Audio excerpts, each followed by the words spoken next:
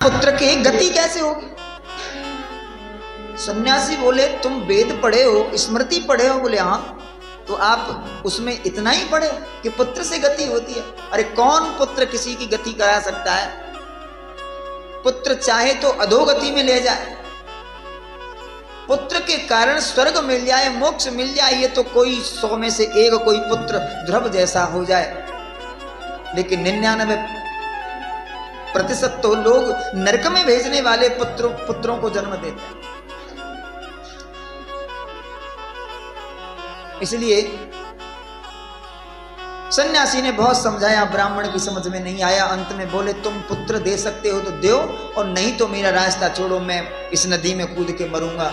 संत बोला यदि मेरे सामने ये मर गया तो कलंक लगेगा कि मैंने बचाया नहीं, अब क्या करूं? तो सन्यासी ने अपनी झोली से एक फल निकाला, कोई फल निकाला और फल दिया। बोले ले जाओ और ये फल अपनी पत्नी को खिला दे। 1 वर्ष के बाद तुम्हारी पत्नी के गर्भ से एक बड़ा ही सुंदर और सुशील पुत्र का जन्म होगा जो तुम्हारा कल्याण करेगा।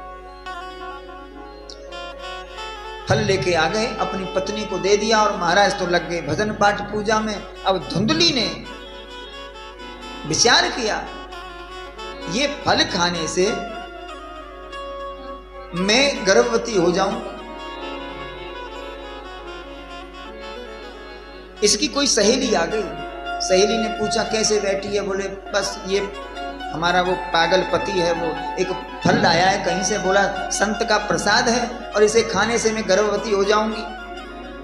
सहेली बोली ठीक है तुम खा लो, क्योंकि तुम्हें लोग बांझ कहते हैं। यदि पुत्र हो गया, संतान हो गई कोई भी, तो तुम्हें लोग बांझ नहीं कहेंगे, बांझ नहीं कहेंगे, इसलिए तुम ये फल खा लो।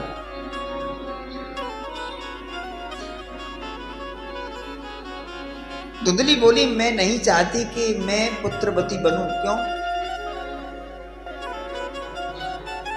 कि फल भक्षेण गर्भ स्याद गर्भेणो दर्वृद्धिता स्वल्प भक्षम ततो शक्ति गृह कार्यम कथम भवे। बोले मैं नहीं चाहती कि मैं पुत्रवती बनूं, गर्भवती हूं। क्यों? बोले फल खाने से मैं गर्भवती हो गई तो मेरे जो पेट में जो आकार है, उस गर्भ में, उस पेट में बच्चा जब होगा तो वो अपना आकार बढ़ाएगा। तो पेट में जितना हम भोजन खाते हैं उतना तो जगह है, वो बच्चा ही भर लेगा, फिर मैं खाना कैसे खाऊं?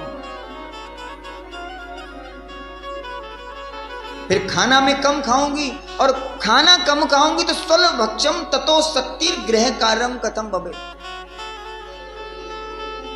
यदि मैं खाना कम खाऊंगी, उसमें से भी आधा वो खाएगा बच्चा, फिर मेरे शरीर की शक्ति क्षीण हो जाएगी, मैं कमजोर हो जाऊंगी, शक्तिहीन हो जाऊंगी, तो फिर घर का काम कौन करेगा?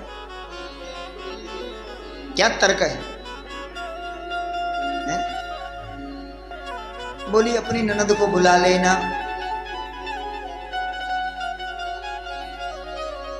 ननद को बुला लेना।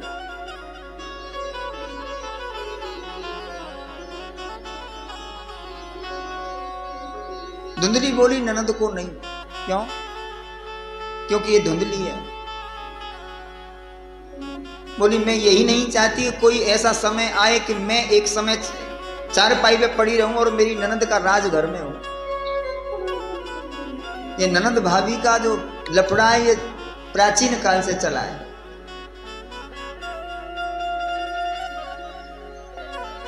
अच्छा, सहेली ने कहा कि मैं तेरा घर का काम कर दूंगी, तू ननद को भी मत बुलाना। बोले तुम घर का काम तो कर दोगी, परंतु देवाद घाटी ब्रजेद ग्रामे पलायेद गर्भिणी कथम। 6, 7, 8 महीने की जब गर्भवती कोई माता होती है तो उससे तेज चला नहीं जाता, दौड़ा नहीं जाता। और ऐसी स्थिति में घर में, गांव में बदमाश आ गए, डाकू आ गए, तो गांव भाग जाएगा, मुझे मार जाएंगे, मैं तो भाग नहीं पाऊंगी। या गांव में आग लग गई तो सारे तो भाग जाएंगे, जान मैं तो मर जाऊंगी, मैं भाग ही नहीं पाऊंगी। क्या तर्क है? धुंधली है। और अंत में तो बड़ी अजीब तर्क देती है, बोले देखो बंध्यावा विधना विधवा नारी लालने पालने दुखम प्रसूता याश्च वर्तते।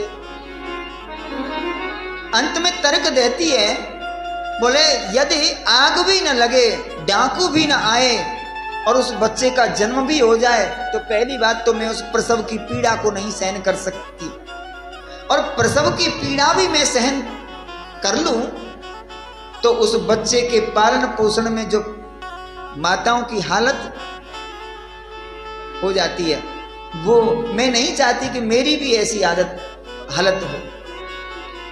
इसलिए मैंने तो एक ही विचार किया है। बोले क्या?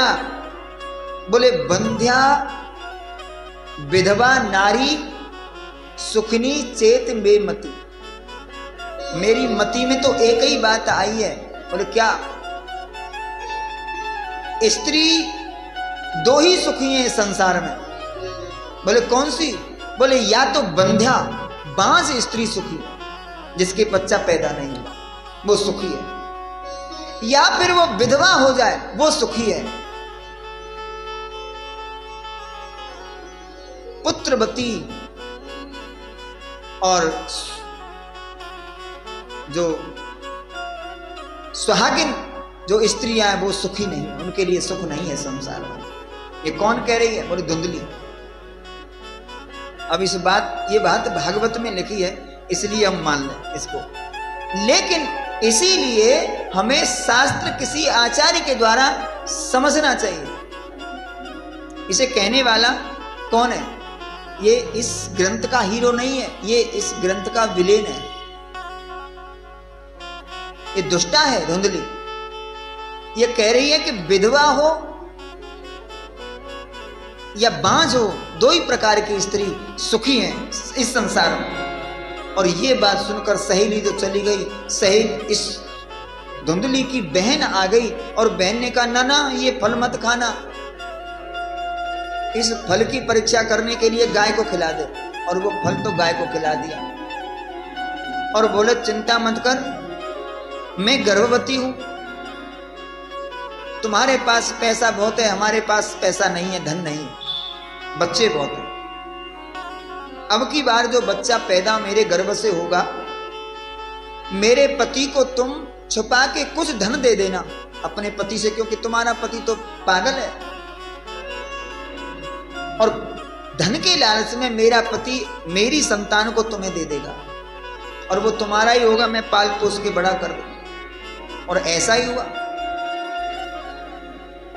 ईश्वर की कृपा ऐसी हुई कि गाय भी गर्भवती हुई और धुंधली ने भी गर्भवती होने का नाटक किया। और समय आया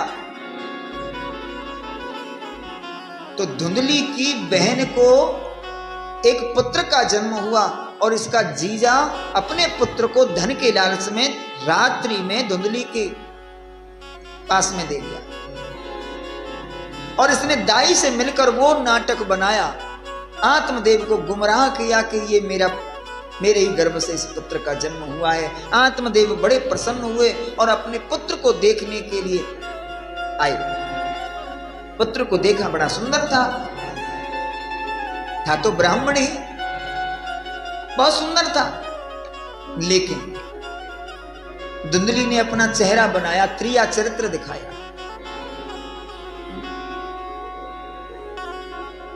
त्रिया चरित्रम पुरुषोच भाग्यम, ब्रह्मा भी फैल है जाए, चार सर वाले ब्रह्मा जी भी चकरा जाए। इसने ऐसा चरित्र किया, मुंह बनाया बुरा धुंधली ने। महाराज क्या बताऊं, बच्चा तो सुंदर है, लेकिन एक परेशानी है। क्या? भ्रातुर्प्रेब्रवाक्यम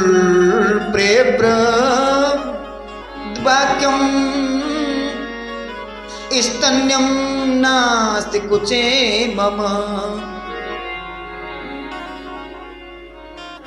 मेरे कुछ माने स्तनों में दुग्ध नहीं है, दूध नहीं आया।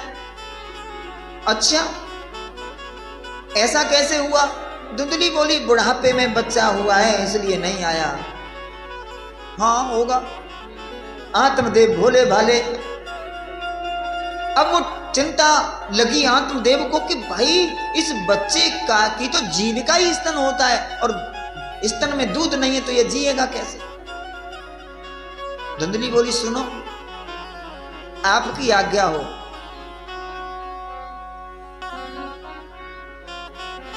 जो बात बात पर डांटती थी, जो अपनी उंगली के इशारे पर आत्मदेव को नचाती थी, आज बोली आपकी आज्ञा हो महाराज। बोले कहो। मेरी बहन को अभी बच्चा हुआ और बच्चा जन्म लेके मर गया। कहते आपकी आज्ञा हो तो उस हमारी बहन को बुला लो, इसने मेरा दूध पिया, उसका दूध पिया, बात तो एक ही है, मुझ में और मेरी बहन में क्या अंतर है? आत्मदेव की समझ में आ गया, बोले बिल्कुल ठीक है, उसको बुला दिया। और उसी बहन का दूध पीकर इस बालक की परवरिश हुई। इसका नाम धुंधुकारी रखा, और गाय ने भी एक पुत्र को ही जन्म दिया। इसके सिर्फ कान गाय के जैसे थे, इसका नाम रखा गौकर्ण। और दोनों बच्चों की परवरिश एक जैसी थी। दोनों बच्चे पढ़ने लगे, और ये बचपन से ही स्नान शौच क्रियाहीनो दुर्भक्षी क्रोध वर्धिता हूं। ये नहाता नहीं था। स्नान शौच क्रिया, शौच क्रिया, शौच क्रिया का अर्थ आप कहें तो महाराज आप कहेंगे कि क्या बात, इतना ब्राह्मण का बालक होते हुए इतना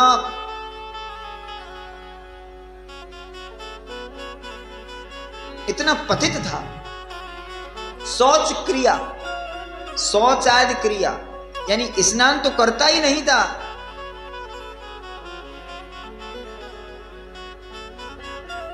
कभी शौच आदि जाए, सुबह डोल डाल जाए तो हाथ साफ न करे। इसका अर्थ लगा सकते हैं कि वो डोल डाल जाए, घूमने जाए, लेटरिन बाथरूम जाए तो पानी भी न ले, इतना गंदा रहने वाला। स्नान शौच क्रियाहीन, स्नान शौच क्रियाहीनो दुर्भक्षी क्रोध वर्धिता। और देखो, जो नहाएगा नहीं, गंदा रहेगा, उसमें क्रोध तो बढ़ेगा ही।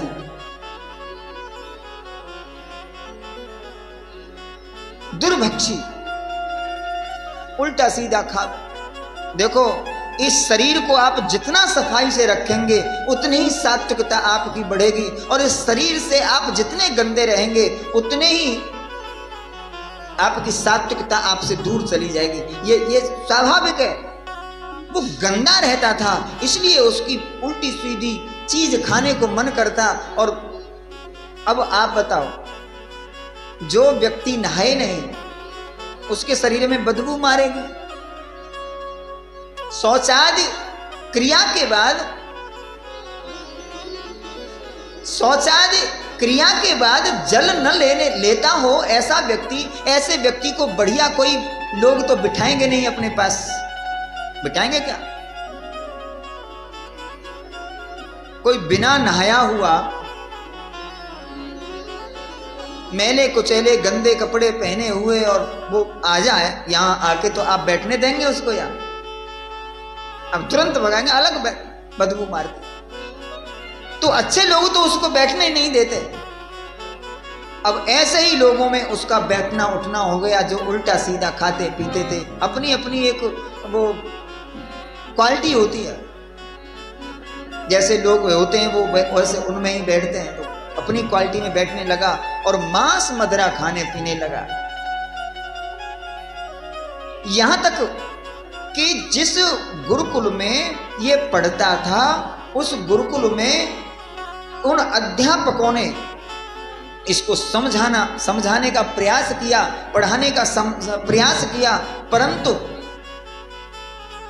इसने उन अध्यापकों की बात नहीं मानी, अपितु उनका अपमान किया।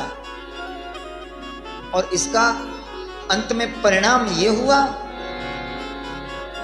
कि पंडित गौकर्ण पंडितों ज्ञानी धुंधुकारी महाखल। गौकर्ण पंडित हुआ,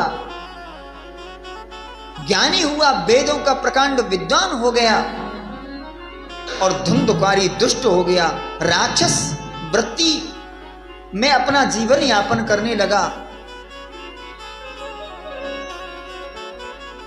और अंत में तो इसने ऐसा किया कि अपने घर से धन को चोरी करे और चोरी करके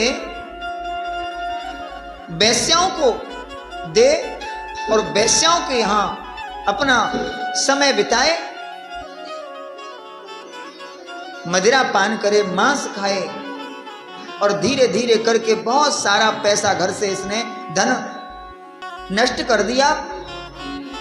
अंत में इसके पिता ने इसको समझाने का प्रयास किया तो पिता को इसने मारा और मार पीट करके ये चला गया घर से। तो आत्मदेव रो रहे थे।